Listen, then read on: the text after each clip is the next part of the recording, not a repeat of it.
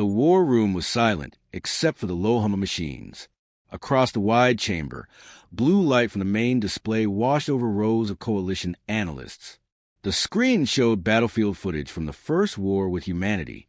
Broken ground, burning metal, human soldiers running through smoke. High strategist Vaylor watched without emotion.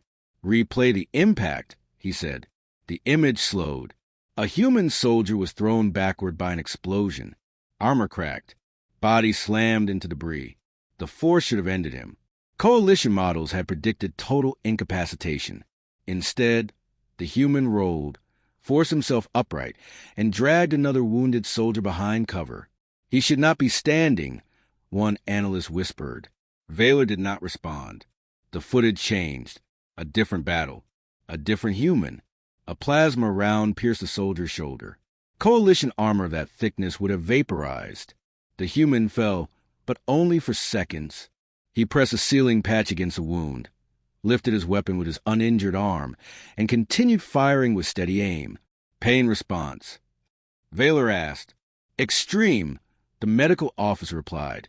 "Their nervous systems register pain intensely, yet they continue." "Yes." Another clip. A human unit trapped in a collapsed structure. 2 were injured. 1 had a fractured leg.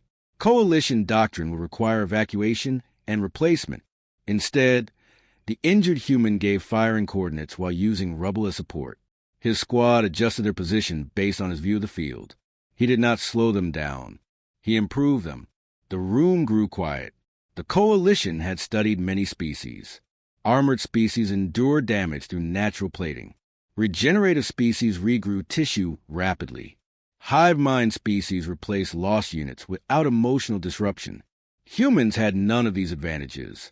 They were soft-skinned, slow to regenerate, emotionally attached to their fallen.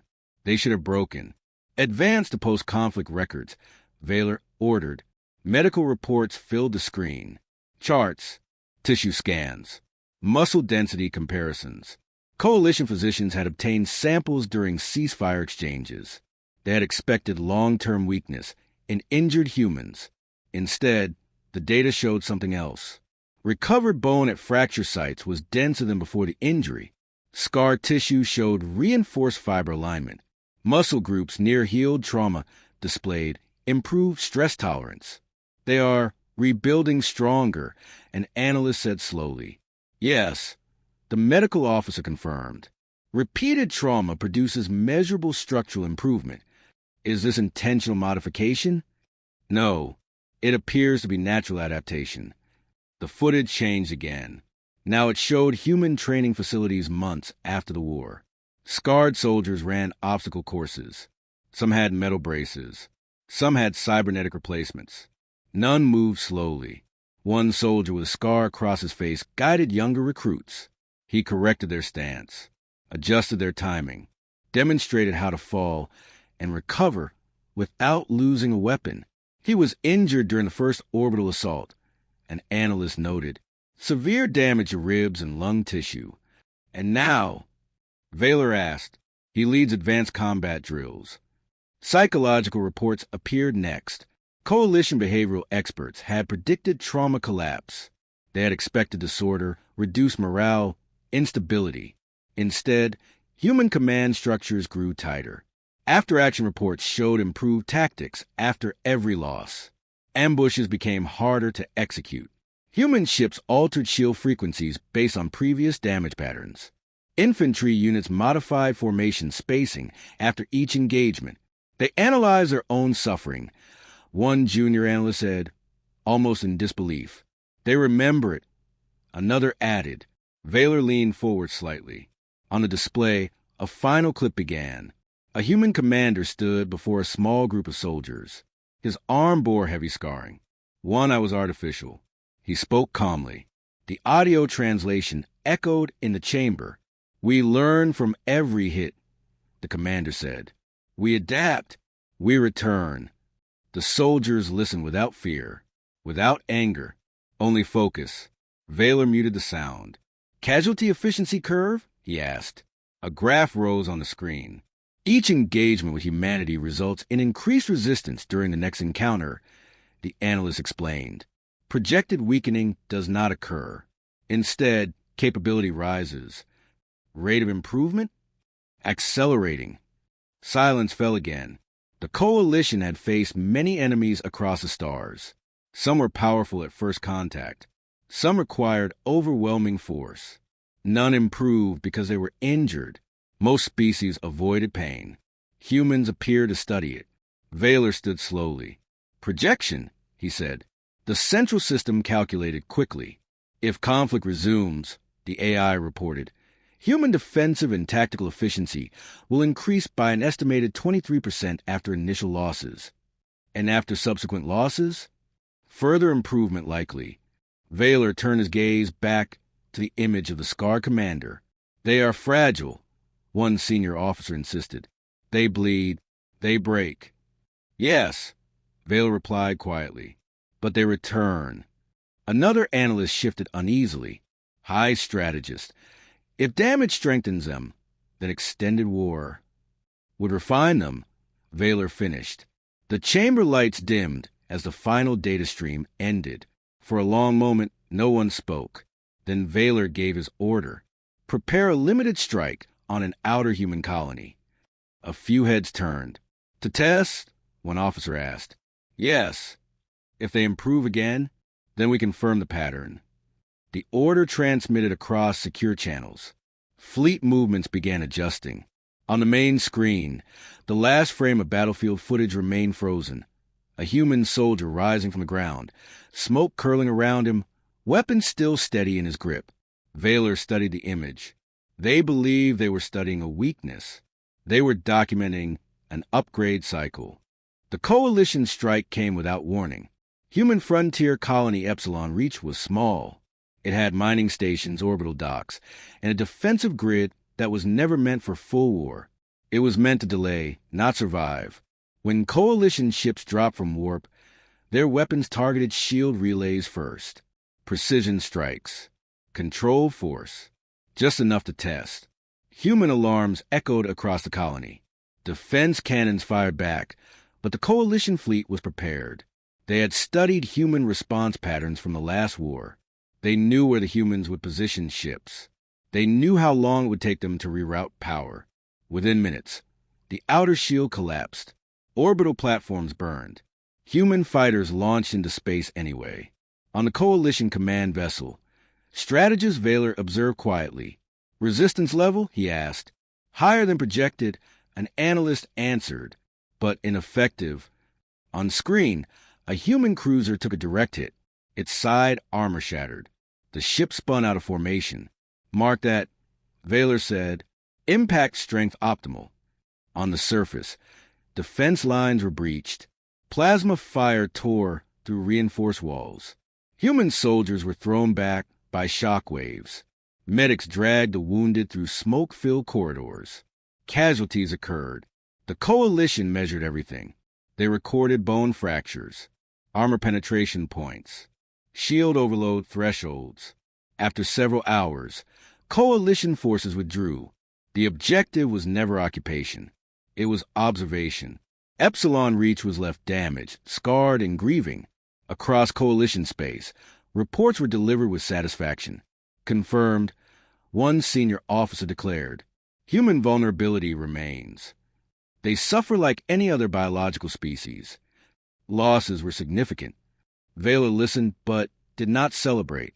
Archive all impact data, he ordered. Monitor recovery. Months passed. Epsilon Reach did not collapse. Instead, construction platforms filled its orbit. Human engineers moved through debris fields with steady focus. Broken stations were dismantled. New ones were built in their place. But something was different. Coalition long-range surveillance detected changes. Human armor plating on replacement ships was thicker at specific angles.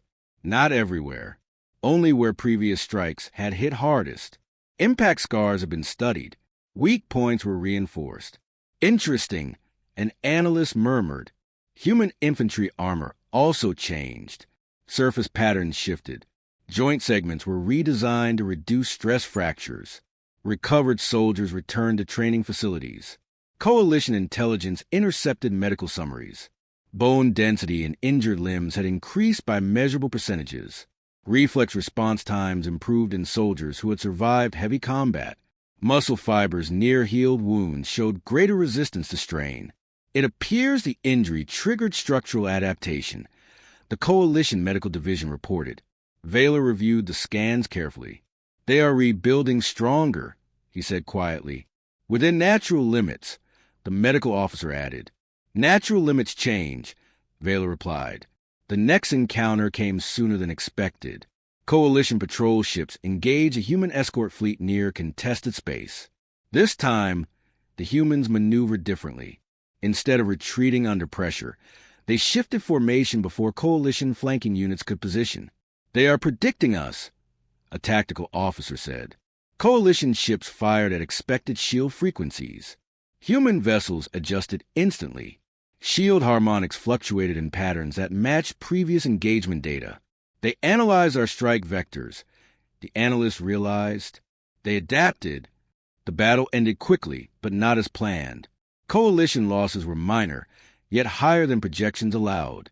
On Earth, survivors from Epsilon Reach stood before new recruits. One veteran had a reinforced brace along his leg. Another bore a scar across his neck. A third had cybernetic fingers where his hand once was. They did not speak of revenge. They spoke of angles, of timing, of how the Coalition targeted shield relays first, of how to brace for impact without losing balance. Remember the first hit? One instructor told the trainees. Your body learns from it. So does your armor. They demonstrated improved fall recovery drills. They trained soldiers to fire accurately with one arm disabled. They practiced silent communication in case of signal disruption. Coalition surveillance recorded everything. Back in the war room, Vaylor watched the footage. Casualty impact on morale, he asked. Minimal long-term degradation. An analyst answered. In some cases, increased cohesion and tactical refinement. Consistent improvement after each engagement. Vaylor stood before the central display. Projected combat models shifted slowly. With every new dataset, human survivability increased.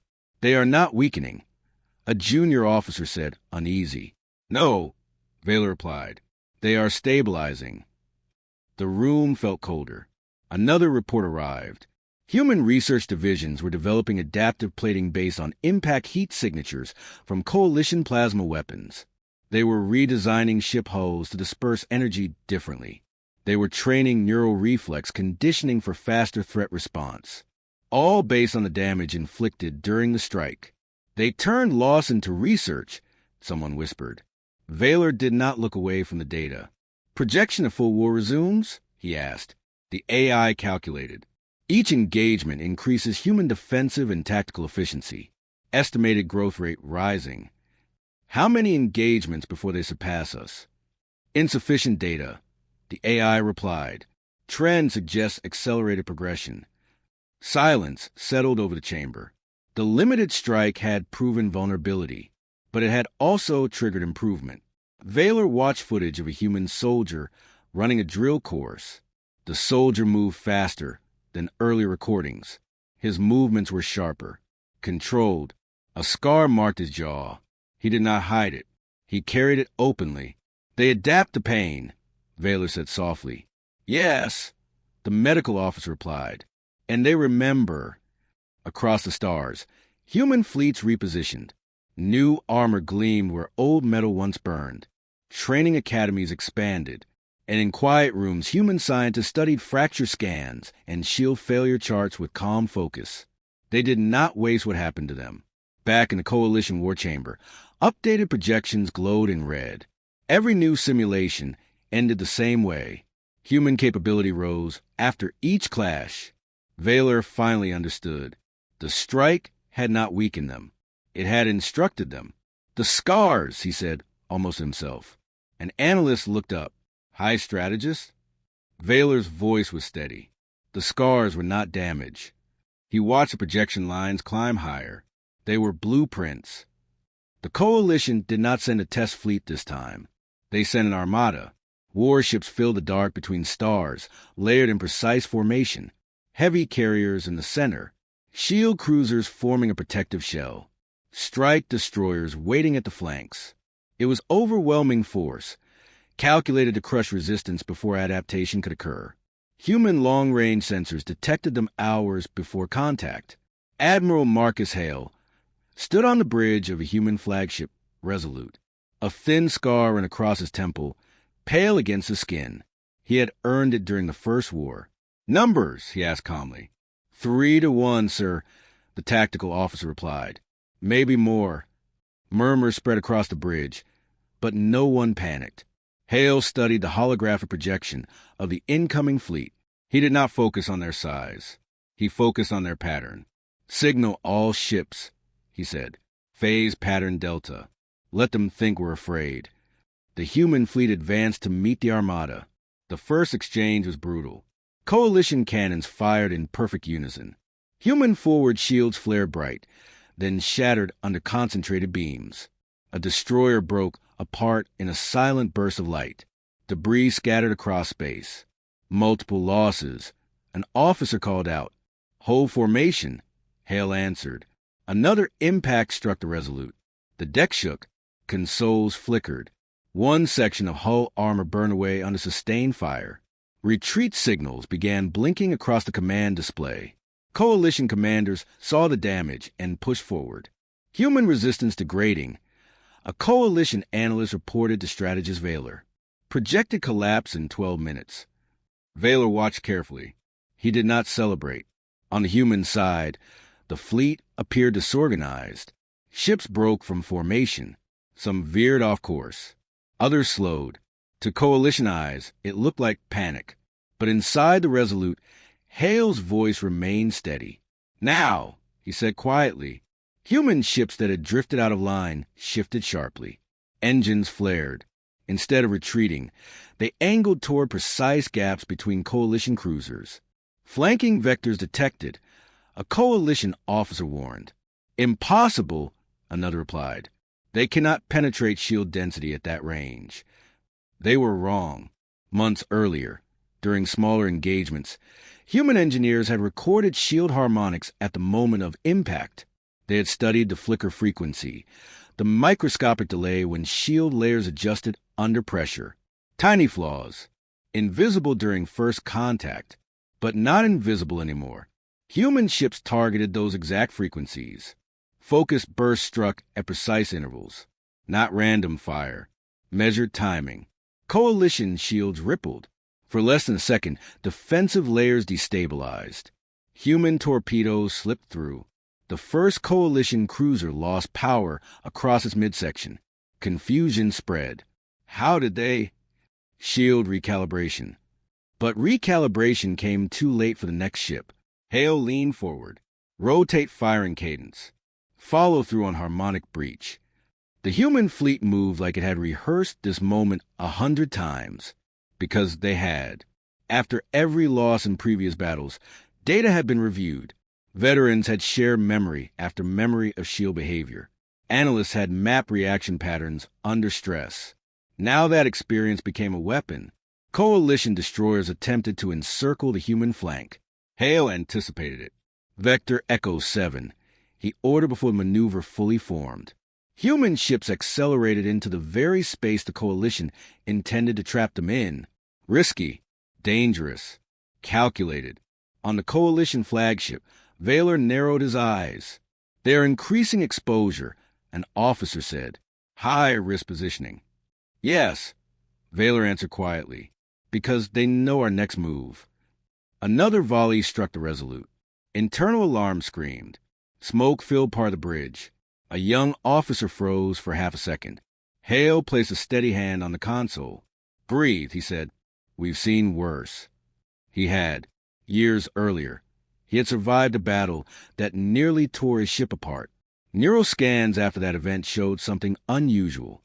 Human brains under repeated stress began forming faster decision pathways. Fear responses shortened. Focus sharpened. Pain did not paralyze them. It conditioned them. Human commanders across the fleet showed the same pattern.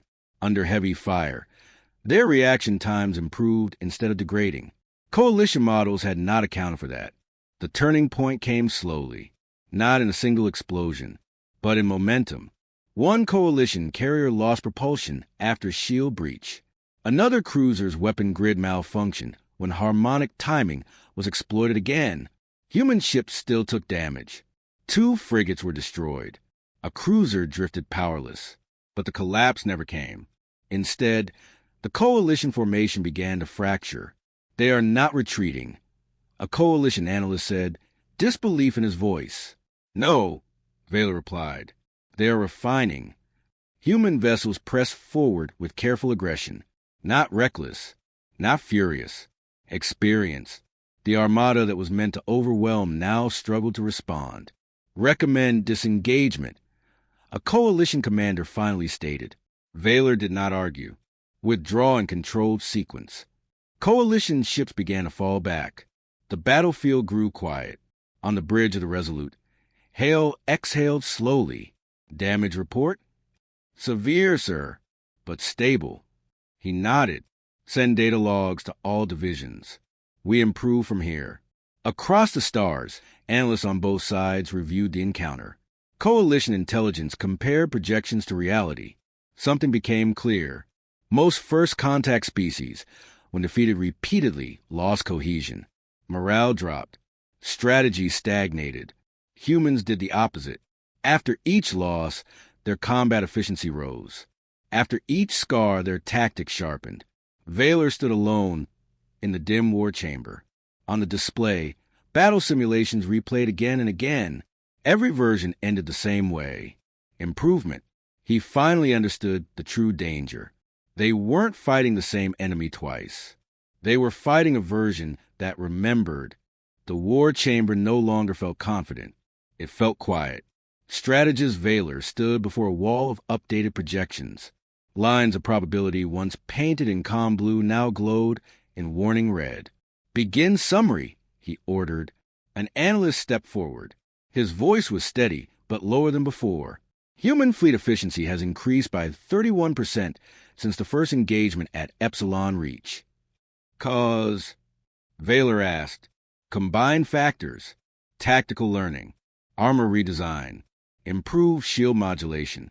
Psychological conditioning. Another screen activated.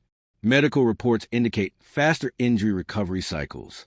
Average rehabilitation time has decreased by 18%. How? Vaylor asked. Unknown. However, integration between biological healing and cybernetic augmentation has accelerated. Images filled the display. A human soldier flexing a mechanical arm that fused seamlessly into scarred flesh. A pilot whose neural implant linked directly into damage but reinforced neural pathways. Scars were no longer just healed. They were incorporated. They are not replacing damage, the medical officer said carefully. They are building on it. Vaylor studied a close-up scan of scar tissue woven with conductive fibers. Metal and muscle blended together. Injury increases compatibility with enhancement systems. The officer continued. Adaptive bonding appears stronger at trauma sites. Silence pressed against the chamber walls. Another analyst stepped forward. Veteran commanders show elevated stress tolerance under sustained combat. Neuroscans suggest strengthened adaptive pathways. Their decision-making speed increases during prolonged engagement. Fear response. Vaylor asked. Reduce paralysis. Increase focus. On screen, footage showed Admiral Marcus Hale during the last battle. Fire flashed across the bridge around him. He did not flinch. His voice remained calm. Orders precise. He had nearly died in the First War. Now he commanded fleets without hesitation. They are refining themselves through survival. Vaylor said quietly, Yes. Training reports appeared next. Human academies had expanded. Young recruits trained under SCAR veterans, not in abstract theory, in lived experience. Instructors demonstrated how to brace against shock waves, how to anticipate coalition flanking maneuvers, how to read shield flicker patterns before collapse. They did not hide their scars. They pointed to them. Here, one veteran said in intercepted audio, This is where I misjudged timing. Don't repeat it. Lessons were personal and effective. Unit cohesion? Vaylor asked. stronger than prior conflict. Shared survival experiences have increased loyalty and discipline. Another officer added, suffering did not fragment their society. It unified it. That was the first moment Vaylor felt something close to unease. Across the chamber, new projections unfolded. Human fleet deployments no longer clustered around defensive zones. Instead, they formed quiet outer patrol arcs. Their positioning anticipated coalition movement before it occurred. They are predicting our response patterns, the tactical division confirmed. How far in advance? Vaylor asked. In some cases, hours. Humans had stopped reacting. They had begun calculating. One screen displayed intercepted human doctrine updates. Deterrence posture active. Forward shield saturation pre-adjusted. Engagement zones pre-mapped for counterflank. They were not waiting for attack. They were preparing for it. Vaylor turned to the probability models again. What is our advantage margin now? The AI processed briefly. Diminishing. Quantify. Projected victory likelihood decreases with each engagement. Murmurs spread through the chamber. One senior officer stepped forward. We still outnumber them. Yes, Vaylor said. Our weapons remain stronger. Yes. Then we escalate. The word hung in the air. Escalation meant full mobilization. No controlled strikes. No measured testing. It meant overwhelming force. Vaylor did not answer immediately. Instead, he replayed footage from the last battle again. Human ships, damaged but coordinated. Veterans issuing orders through smoke and fire. Recruits following without hesitation. He noticed something else. They no longer seemed surprised. Every blow the coalition delivered was met with adjustment, as if humans expected pain, as if they planned around it. They grow after defeat, Vaylor said softly, and refine after survival. Yes, the analyst replied. And if we strike with everything? The AI projected new models. Casualties would be massive, destruction widespread. But even in worst-case scenarios, long-term projections showed something dangerous. Human recovery, human adaptation, human improvement. Vaylor finally understood the true risk. If the coalition hesitated, humans would continue strengthening. If they waited, the gap would close. There would be only one chance to end it before adaptation surpassed advantage. He straightened. Transmit mobilization order, he said. The chamber froze. Full armada deployment. Strategist, one officer began carefully. This commits all sectors. Yes. No reserve fleets. Yes. Vaylor's gaze hardened. We strike with overwhelming force. We end this before they evolve again. Across coalition space, engines powered up, shipyards emptied, massive warships aligned for final assault. In human territory, long-range sensors detected movement. Admiral Hale watched the readings in silence. They're coming with everything, an officer said. Hale nodded slowly. Good, he replied. He turned to the tactical display. Activate predictive grid.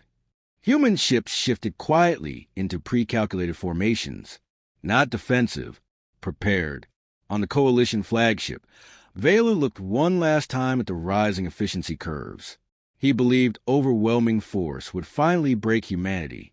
He had misunderstood the equation from the beginning. The coalition armada moved like a wall of metal across the stars. Thousands of ships, carriers, destroyers, heavy cruisers, engines burning bright as they entered human space. This was not a test, not a limited strike. It was everything. On the human flagship Resolute, Admiral Marcus Hale stood with his hands behind his back. The long scar across his temple caught the light from the tactical display. Range, he asked calmly. Closing fast. The operations officer replied. Full coalition mobilization confirmed. Hale nodded once. Signal all fleets. Pattern atlas. Across human-controlled space, ships moved into position. They were not arranged in panic. They were aligned with purpose. Each vessel carried upgrades shaped by past defeat. Armor plating was layered thicker, where earlier battles had exposed weakness. Hull curves were redesigned to deflect plasma at angles once learned through damage. Shield systems were calibrated to the exact harmonic signatures recorded from coalition weapons. Every loss had left data. Every scar had left instruction. The first volley from the coalition was overwhelming. Space lit with blinding light as coordinated fire surged toward the human front line. Several human ships absorbed direct hits. Shields flared violently. One cruiser shattered under focus assault, but the formation held. Shield modulation active, a human technician reported, cycling through calibrated patterns. Instead of collapsing under pressure, human shields shifted frequency milliseconds before impact peaks. They did not block everything. They reduced it. Coalition commanders pressed forward, expecting a break. It did not come. Human ships moved with precision. Veteran captains anticipated flanking routes before they formed. Small gaps opened in coalition lines as ships adjusted to reposition. The veteran command network came alive. Ships shared real-time damage analysis. When one vessel took a hit, its shield data was transmitted instantly to the fleet. Others adjusted before the next volley. Vector shift in 3 seconds, Hale said. Right on cue, coalition destroyers attempted a cross-line maneuver. Human frigates were already moving. They intercepted, not with reckless charge, but with controlled timing. Torpedoes struck at microflaws in coalition shields, refined from every previous engagement. One coalition cruiser lost propulsion. Another drifted after a shield collapse. The armada did not explode into chaos. It slowly lost structure. Maintain pressure, Hale ordered. No overextension. Human losses continued. This was still war, but coordination remained flawless. Veterans who had survived earlier battles guided newer commanders through calm, precise instructions. Remember Epsilon Reach? One captain transmitted. They favor relay targeting. Adjust spacing. Coalition formations tightened in response, but that only made harmonic breaches easier to predict. Strategist Vaylor watched from the flagship bridge. Why are they not collapsing? A coalition officer demanded. They are adapting in real time. An analyst replied quietly. No species maintained cohesion under the scale of loss. Vaylor did not answer. He saw it clearly now. Human ships were not reacting in fear. They were executing patterns tested under pressure many times before. They had been forged by repeated survival. Hours into the battle, coalition lines thinned, not shattered wildly, strategically weakened. Command relays failed. Shield harmonics destabilized across multiple sectors. Retreat orders began transmitting across coalition channels. Recommend full withdrawal, a senior officer urged. Vaylor stared at the projection. Every scenario that once predicted human collapse had been rewritten. Order retreat, he said at last. Coalition ships disengaged in sequence, pulling back from human territory. Human fleets did not chase recklessly. They held formation. Do not pursue beyond defensive boundary, Hale instructed. Sir, we can press advantage. No, Hale said quietly. We end this here. Silence filled the bridge as the last coalition vessels vanished into warp. The battlefield was quiet. Damaged human ships drifted but remained intact. Rescue craft moved between them. Victory had come not through fury, but through endurance. Days later, surviving coalition leaders gathered in a neutral communication chamber. The human ambassador appeared on their central display. He wore simple attire. A faint scar traced along his jaw. He spoke in steady, simple words. We do not seek pain, he said, but we do not waste it. No threats followed. No demands for territory. Only a clear message. Humanity would defend itself, and it would grow stronger each time. The coalition formally ceased aggression. War exhaustion and undeniable data left no room for pride. Military academies across coalition space updated their curriculum. A new section appeared in strategy texts. Human adaptive warfare.